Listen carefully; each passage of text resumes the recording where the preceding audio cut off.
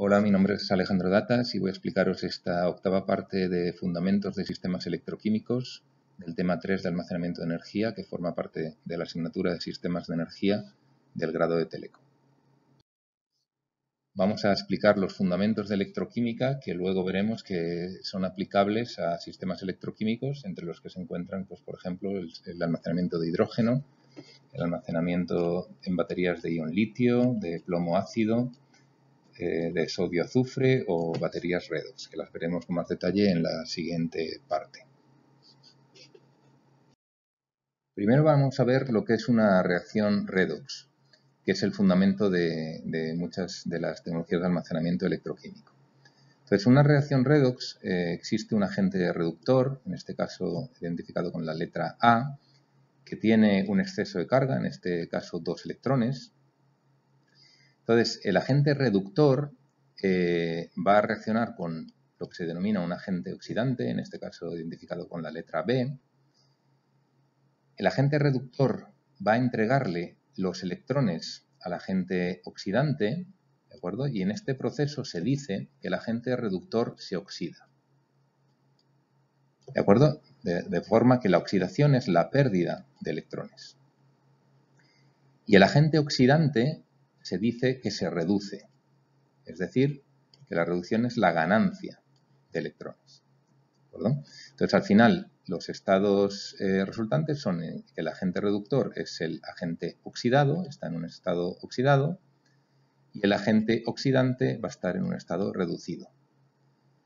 Entonces, en este proceso de reacción redox, lo que ocurre es que hay una transferencia de electrones. Esto es lo fundamental. Entonces, cuando hay una transferencia de electrones, electrones en movimiento, significa que hay una corriente. Y si hay una corriente, hay una energía suministrada, una energía eléctrica. Entonces, esta energía se representa aquí con un delta D. Es la energía que nosotros vamos a querer aprovechar. Entonces, la clave para hacer una batería que se base en este tipo de reacciones es interceptar este flujo de electrones para producir energía de forma útil. Si no interceptamos estos electrones para producir energía útil, lo que ocurriría es que esta transferencia se hace de forma incontrolada, entonces esta energía que entrega la reacción se disiparía en forma de calor. Entonces vamos a empezar poniendo un ejemplo muy sencillo, que es el de la pila de Daniel, que es el que se suele utilizar en los cursos de introducción a la electroquímica. En la pila de Daniel, el agente reductor, es decir, el elemento que se oxida, es el zinc. Y el agente oxidante, es decir, el elemento que se reduce, es el cobre. Es decir, que el zinc va a perder un electrón y el cobre va a ganar un electrón. ¿De acuerdo? Aquí os pongo la reacción completa, ¿de acuerdo? El zinc, que está en fase sólida, va a perder un electrón, es decir, va a pasar a ser zinc 2+, disuelto en electrolito, que en este caso va a ser ácido sulfúrico, como podéis ver aquí en este gráfico. Y el cobre, que inicialmente está disuelto en electrolito, como el catión cobre 2+, va a pasar a ser cobre en fase sólida, ¿de acuerdo? Y en el proceso se va a liberar una energía eléctrica que vamos a captar en este circuito externo.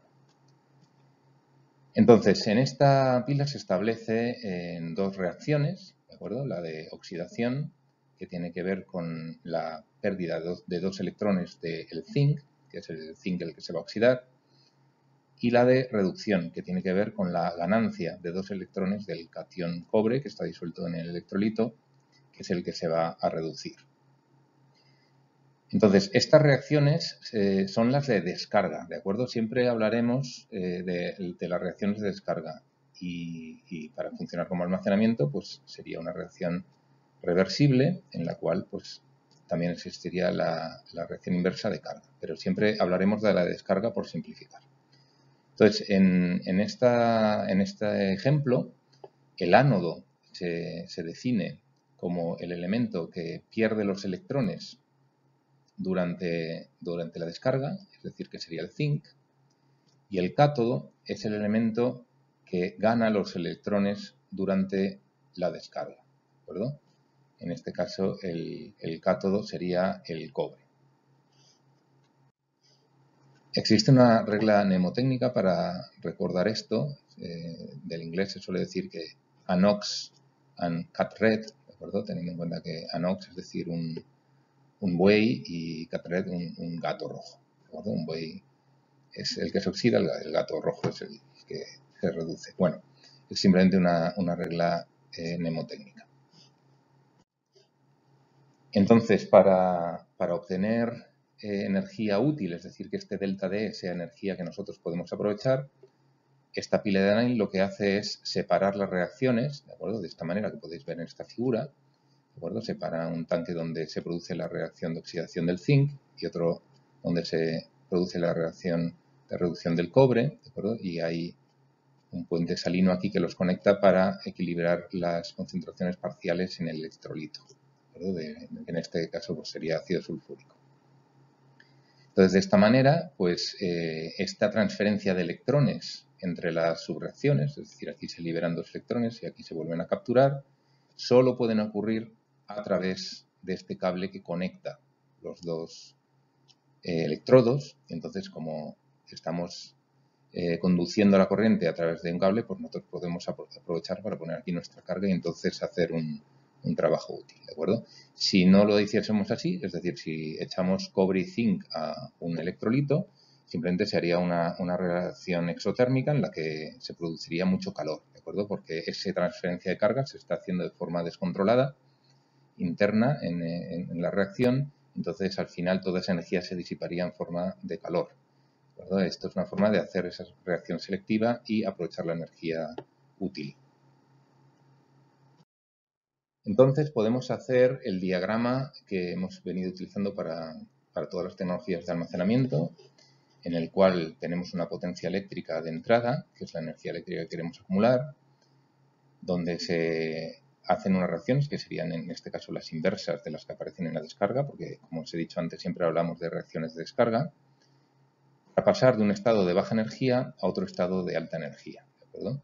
Entonces, en este caso, el estado de baja energía pues sería cuando el zinc está disuelto en electrolito, es decir, en este caso, aquí no tendríamos zinc sólido, sería todo el zinc disuelto en electrolito, y el cobre, por el contrario, está en fase sólida, es decir, aquí no habría el catión cobre disuelto en electrolito, estaría todo en forma de cobre sólido. Este sería el estado de baja energía. Y el estado de alta energía pues sería el opuesto. Tendríamos zinc sólido, es decir, no habría zinc disuelto en el electrolito, estaría todo en fase sólida, y cobre 2+ disuelto en el electrolito. Es decir, no habría cobre sólido, sino que todo estaría disuelto aquí en el electrolito. Entonces, haciendo estas reacciones inversas, es decir, bueno, las reacciones que hemos visto antes, obtendríamos la potencia a la salida. Entonces, ¿cómo podríamos obtener la capacidad energética de este sistema? Es decir, la cantidad de energía que está contenida en los reactivos. Bueno, pues de una forma muy sencilla, si suponemos que tenemos esta batería completamente cargada y la descargamos y durante el proceso de descarga medimos la corriente y la tensión, la energía pues se podría obtener simplemente multiplicando la corriente por la tensión, que nos daría la potencia, y multiplicando esto por el tiempo, que podría ser pues el tiempo total de descarga. Entonces, si miramos en detalle esta expresión, tenemos aquí la corriente, tenemos el tiempo, la corriente sabéis que son columbios partido por segundo, el tiempo son segundos, entonces el producto de la corriente por el tiempo, que por otro lado tendría unidades de amperio hora, que veremos luego, esto sería unidad de carga, ¿vale? Es decir, los amperios hora son al final una medida de los coulombios, de la carga que hay, que se ha transferido en el sistema. Entonces, la carga que nos ha entregado el sistema se puede expresar de la siguiente forma, que es multiplicando n, que es el número de electrones transferidos, que veremos ahora un ejemplo, por F, que es la constante de Faraday. La constante de Faraday que básicamente dice cuánta carga hay en un mol, ¿de acuerdo? Y el mol, os recuerdo que viene definido por el número de Avogadro, que en este caso, pues como estamos hablando de electrones, pues sería la carga de un electrón por el número de Avogadro, que es cuántos electrones hay en un mol.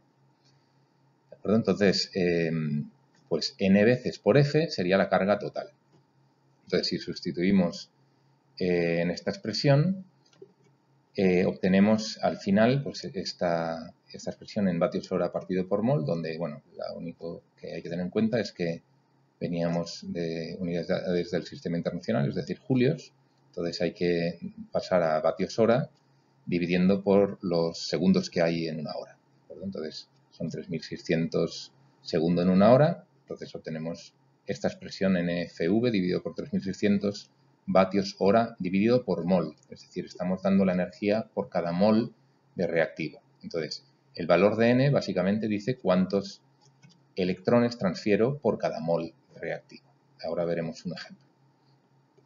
Entonces, aquí la clave, bueno, vemos que todo es más o menos conocido, la F es una constante, la N veremos que se puede obtener mirando simplemente la reacción. Entonces, lo que realmente nos falta en esta expresión es la tensión, ¿vale? Calcular la tensión relacionada con esta reacción. ¿Cómo podemos saber cuánta tensión nos van a suministrar el hecho de poner cobre y zinc como reactivos? Bueno, esto es lo que se llama el voltaje electroquímico de la pila, de la reacción, y eso es lo que vamos a ver a continuación. Para obtener el voltaje electroquímico de la celda se usan lo que se denominan los potenciales estándares de reducción, que vienen dados por tablas. Aquí os pongo un ejemplo de estas tablas. Entonces, en estas tablas aparecen primero las reacciones de reducción de un par redox de diferentes elementos, pues del flúor, del plomo, del cloro, etc. Entonces, son reacciones de reducción, lo que significa que hay una ganancia de electrones, ¿de acuerdo? Y que la reacción de oxidación pues, sería exactamente la inversa, es decir, la pérdida de electrones. Entonces, fijaros que aquí aparece el hidrógeno, la reacción de reducción del hidrógeno con potencial estándar de reducción de 0 voltios. Y esto es un convenio, es un estándar. Entonces, se define el hidrógeno con este valor de 0 voltios. Entonces, lo que se hace es, de forma empírica, se realizan reacciones de redox en las cuales se utiliza el hidrógeno como cátodo o como ánodo, dependiendo de la reacción, como ahora veremos.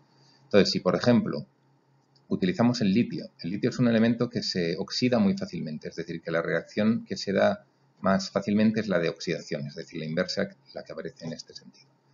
Si hacemos un par redox del litio con el hidrógeno, lo que tenemos es que el litio en este caso va a ser el ánodo, porque sería el que se oxida, recordad la regla mnemotécnica de ANOX, ¿de acuerdo? Y el hidrógeno en este caso sería el cátodo, porque es el que se reduce. Recordad la regla de CAT-RED. Entonces, en este caso se establecería una reacción en la cual pues, el hidrógeno se reduce, el litio se oxida y medimos una tensión. Entonces, a esa tensión sería en este caso de menos 3,05 voltios y es el valor que le asignamos a esta subreacción de reducción del litio, ¿verdad?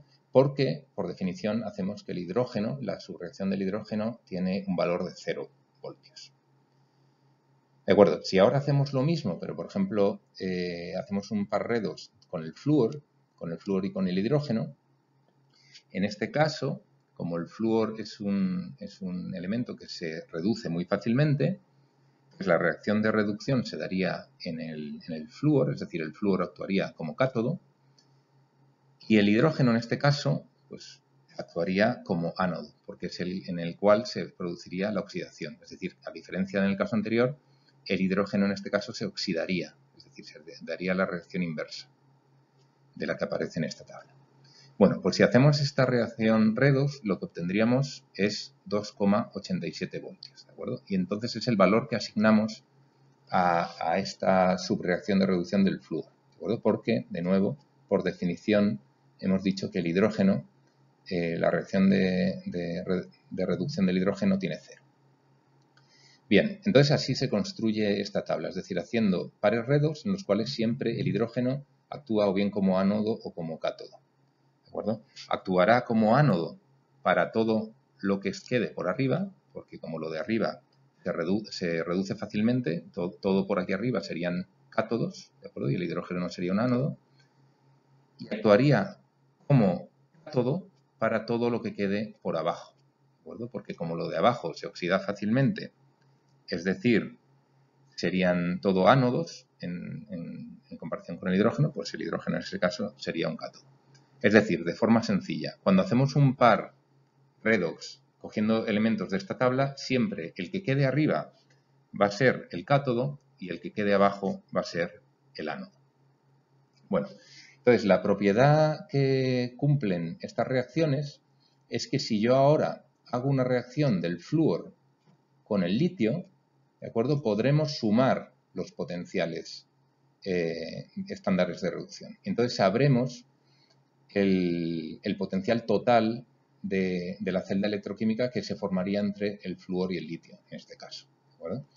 Entonces, pero esta suma se tiene que hacer teniendo cuidado con los signos, ¿de acuerdo? Porque ya que todo lo que queda por abajo y tiene aquí signo negativo, habría que cambiarle el signo porque la reacción se estaría dando en sentido opuesto. Bueno, esto lo vamos a ver ahora con un ejemplo para el caso de la pila de Daniel, que es el ejemplo que hemos puesto antes. En la pila de Daniel, como habíamos visto, pues tenemos el zinc, tenemos el cobre, ¿de acuerdo? Entonces, si miramos en esta tabla, pues tenemos que el cobre queda por arriba del zinc, es decir, que el cobre se reduce más fácilmente que el zinc. Entonces, el cobre va a ser el cátodo, porque es el elemento que se reduce, y el zinc va a ser el ánodo, porque es el elemento que se oxida. Os recuerdo de nuevo que siempre estamos pensando en la reacción de descarga. Entonces, lo que hacemos para obtener el potencial de esta reacción, pues es la subreacción del cobre tiene más 0,34 voltios, según esta tabla. La reacción del zinc, como en este caso se está oxidando, hay que darle la vuelta a la reacción que aparece en esta tabla. Entonces hay que cambiar el signo a la tensión, que en este caso aparece menos 0,76, pues hay que cambiarle el signo y aparece 0,76. Entonces la suma de estos dos valores nos da 1,1 voltios. Y este sería el potencial electroquímico que nos daría esta pila de Daniel, ¿de acuerdo? Entonces así, de esta forma, mirando en estas tablas, podemos obtener la tensión de cualquier par redox, o sea, la tensión de cualquier celda electroquímica. De acuerdo, pues con esta tensión podemos introducirla en las expresiones de antes de la capacidad energética. Entonces, la capacidad energética de los reactivos de la pila de Daniel, pues recordaros que era NFV dividido por 3600. N, en este caso, N, si os fijáis, es 2, porque estamos transfiriendo 2 electrones en la reacción, ¿de acuerdo? Entonces, N sería 2, la constante de Faraday, multiplicado por V, que sería el 1,1 que acabamos de obtener, ¿de acuerdo? Y esto sería por mol, ¿de acuerdo? Entonces, al final lo obtenemos, pues que son 58 vatios hora por mol. Entonces, ¿esto quiere decir el mol? Bueno, pues quiere decir el mol de reactivos. Entonces, pues para obtener la densidad energética en unidades de kilogramos, o sea, por unidad de masa, tenemos que introducir el peso molecular de cada uno de los reactivos. Y eso se obtiene de la siguiente manera. Es decir, cogemos los 58 vatios hora dividido por mol, entonces ahora ponemos cuántos moles de reactivo tengo. Entonces tenemos que mirar pues a un lado u otro de la reacción, da igual, ¿de acuerdo? Entonces podemos mirar en este lado de la reacción y vemos que tenemos, estequiométricamente tenemos un mol de zinc con un mol de catión cobre. Entonces lo que tenemos que poner en el denominador es el peso molecular del zinc y el peso molecular del cobre. Entonces obtenemos, estos son los valores que podéis encontrar, entonces obtenemos al final este valor de densidad energética por unidad de masa, 450 vatios hora por kilogramo. Este es el valor teórico, ¿de acuerdo? Máximo. Veremos que después, evidentemente, estas reacciones no son ideales y, por lo tanto, este valor va a ser mucho menor. No solo porque las reacciones no sean ideales, sino porque al final, en este caso, por ejemplo, no estamos teniendo en cuenta el peso del electrolito, que sería ácido sulfúrico, ¿de acuerdo? Eso también habría que tenerlo en cuenta para obtener un valor más realista, ¿de acuerdo? Pero bueno, este sería el límite teórico de densidad energética que se podría alcanzar. Una observación importante en este tema de baterías es la que se refiere a la capacidad energética, que por ahora hemos hablado de vatios hora. pero típicamente la capacidad de carga de las baterías se suele dar en amperios hora, que es una medida de la carga, no de la energía. Entonces aquí os hago esta distinción entre lo que es capacidad energética y capacidad de carga. La capacidad energética se mide en vatios hora y es la integral en el tiempo del producto de la tensión por la corriente, que es la potencia. Y aquí os pongo las unidades, ¿de acuerdo? La relación de unidades de los vatios hora con los julios, que sabéis que un vatio es julio partido por segundo, entonces al final la conversión entre vatios y julio pues son 3600 porque son los segundos que hay en una hora. La capacidad de carga se mide en amperios hora y sería la integral en el tiempo de la corriente. Y el amperio hora, pues igual que hemos dicho con la energía, pues como sabemos que el amperio es el culombio partido por el segundo, serían al final 3600 culombios porque hay 3600 segundos en una hora. Entonces, en una batería ideal tendríamos una tensión constante, que sería el valor que hemos calculado antes para una celda electroquímica basada en potenciales estándares de reducción. Entonces, en esta batería ideal, como la tensión es constante, la relación entre capacidad energética en vatios hora y capacidad de carga en amperios hora sería simplemente la tensión. Es decir, multiplicamos los amperios hora por la tensión y nos daría la energía, ¿de acuerdo? Entonces, esto lo que pasa es que en una batería real pues no se cumple, principalmente porque esta tensión suele ser menor. Esta tensión, como veremos a continuación, depende tanto de la corriente que sale de la batería como del estado de carga de la batería. Y eso hace que la energía, la capacidad energética, al final es menor al producto de la tensión por la capacidad de carga. Y eso lo ilustramos en esta diapositiva, donde vemos el circuito equivalente de una batería, ¿de acuerdo? Entonces, la batería ideal vendría dada por esta pila de aquí, este generador de aquí, que es el que generaría esta tensión ideal que hemos calculado antes, ¿de acuerdo? Mediante los potenciales estándares de reducción. Y es lo que nos suministraría esta corriente, etcétera. Esto es lo que hemos visto antes. Pero a este modelo ideal tenemos que introducirle una resistencia. Y esta resistencia pues tiene distintos orígenes. ¿De acuerdo? Aquí os pongo a modo de ejemplo cómo sería la curva de tensión corriente para la descarga de una batería. Entonces vemos que en el caso ideal, pues la corriente, la tensión no dependería de la corriente. La tensión siempre sería el valor ideal y suministraría cualquier valor de corriente a esa misma tensión. Lo que ocurre realmente es que cuando intentamos descargar muy rápido la batería, existen distintas pérdidas de tensión, pues principalmente relacionadas con efectos en el electrolito, ¿de acuerdo? Tiene que ver con cómo se extrae la carga del interior de la batería y hay un camino que tiene que recorrer esta carga a través del electrolito y de los cables que introduce unas caídas de tensión que se acentúan cuanto mayor es la corriente, ¿de acuerdo? Y en el peor de los casos, cuando la corriente es muy extrema, pues existen los efectos que se llaman de efecto de transporte de masa. Es decir, que llega un momento en el que queremos extraer tan rápido la energía que no hay electrolito disponible, ¿de acuerdo? La cinética de la reacción no es capaz de seguir la tasa de descarga y entonces, pues básicamente la tensión se desploma. Esto que he representado aquí, que es la tensión en función de la corriente, pues ocurre también en función del estado de carga de la batería. Y aquí os lo pongo pues en función del tiempo, ¿no? Y aquí os pongo distintas tecnologías. Cada una de ellas, porque cada química es completamente diferente, tiene curvas de descarga muy diferentes. Entonces, hay algunas que son muy planas, ¿de acuerdo? Pues, no sé, esta de níquel zinc, por ejemplo, es bastante plana. Después, las de plomo, podéis ver que hay una dependencia muy grande. Es decir, la tensión baja muchísimo con el tiempo, según vamos descargando la batería. Por eso, alguna de estas tecnologías, en concreto la de plomo, puede utilizar la tensión, el valor de su tensión, como una medida del estado de carga de la batería. ¿De acuerdo? En otras baterías, por ejemplo las de litio, eso es más difícil porque tiene una tensión que es bastante independiente del estado de carga. Entonces se tienen que idear otras técnicas para medir el estado de carga.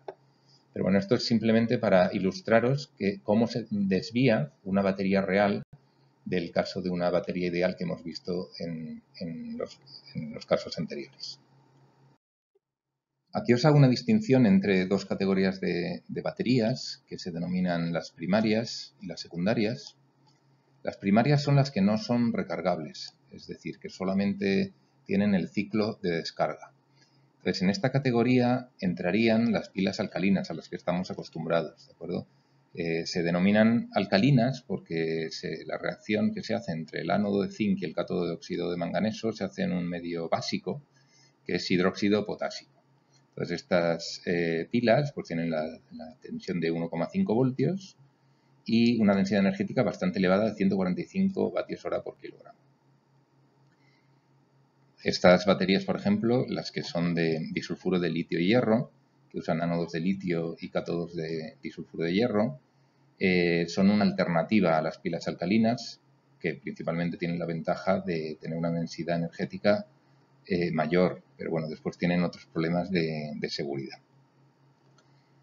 Después están las secundarias. En las secundarias es en las que nos vamos a centrar nosotros en esta presentación porque son las que se pueden utilizar para almacenamiento de energía, propiamente dicho. Es decir, que podemos cargar y descargar el sistema. Entonces, en esta categoría, aquí hay 3 ejemplos, pero veremos que hay más. Están las de plomo ácido, que son las que se utilizan principalmente en transporte, en nuestros coches. Entonces, en este caso, pues tenemos una densidad energética, como podéis ver, bastante menor que en el caso de las baterías no recargables primarias, que se debe principalmente al empleo de plomo, como veremos. Están las de níquel-cadmio, que son baterías que se utilizan en muchas aplicaciones portátiles, bueno, pues por ejemplo en drones, en teledirigidos, en teléfonos inalámbricos, juguetes, bueno, prácticamente muchas de las pilas recargables que se utilizan en todo este tipo de dispositivos electrónicos son de níquel-cadmio. Entonces, últimamente, por el hecho de utilizar cadmio, que se intenta evitar por temas de salud, pues están empezando a utilizarse en las baterías de níquel, metal, hidruro, en este caso para reemplazar las de níquel-cadmio. Pero bueno, después veremos que están las de ion litio, ¿de acuerdo? Y en este caso la principal ventaja, estas las veremos en más detalle luego, pero la principal ventaja es la densidad energética. Vemos que es considerablemente mayor que el resto de secundarias que aparecen en esta tabla. Y por terminar esta parte, vamos a hacer un repaso sobre el potencial en términos de densidad de energía que tienen los sistemas electroquímicos. Entonces os pongo aquí 2 gráficos de un artículo que podéis encontrar en este link, en el que se pone en la gráfica de la izquierda distintos tipos de reacciones y para cada una de ellas se da el valor teórico, es decir, el valor ideal máximo de densidad de energía que puede suministrar. ¿Verdad? Entonces tenéis el caso de las baterías de ion litio con una densidad energética teórica máxima de 600 vatios hora por kilogramo. Después tenéis otras reacciones, por ejemplo esta que tiene ánodos de litio y cátodos de flúor, tendría una densidad energética por encima de los 6.000 vatios hora por kilogramo, es decir, 10 veces más del máximo que se puede alcanzar con las de litio. Entonces, si os fijáis en estas reacciones del final, que tienen las densidades energéticas mayores, todas estas reacciones combinan elementos muy ligeros. Si os fijáis en esta última, por ejemplo, el litio y el flúor, en la tabla periódica os fijáis que tienen pesos moleculares muy bajos, ¿de acuerdo? Y además tienen potenciales estándares de reducción muy elevados, ¿de acuerdo? Si recordáis en la transparencia anterior, el litio y el flúor eran los que tenían los potenciales estándares de reducción mayores, en el caso del litio negativo, porque aquí lo que haría es la reacción de oxidación. Entonces se suma 2 propiedades, ser componentes muy ligeros y tener potenciales estándares de reducción muy elevados. Entonces, una alta tensión combinada con un peso molecular muy bajo, ¿de acuerdo? Es lo que produce esta densidad de energía tan elevada. Y aquí en la derecha podéis ver la densidad de energía en vatios hora por kilogramo para ya tecnologías reales, es decir, lo que se ha podido medir en laboratorio. Entonces, eso en función del tiempo. Entonces, veis cómo esta densidad energética pues, ha ido subiendo bastante durante los últimos años. Y ahora mismo estaremos en un valor entre unos 200 y unos 300 vatios hora por kilogramo, ¿de acuerdo? Siendo las tecnologías de ion litio las que más densidad energética dan por el momento.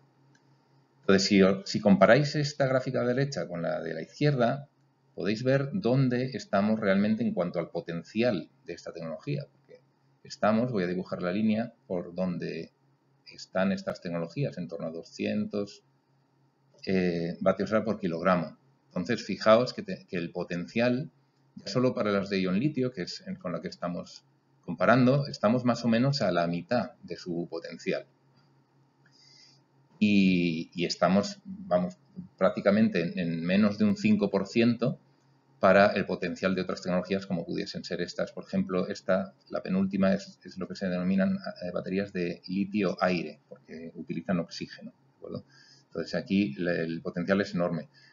Fijaos que si con tecnologías ya en torno a 200-300 vatios hora por kilogramo podemos desarrollar vehículos con autonomías de unos 500-600 kilómetros, pues imaginaos la autonomía que se podría tener si conseguimos aumentar por 10 la densidad energética de esta tecnología.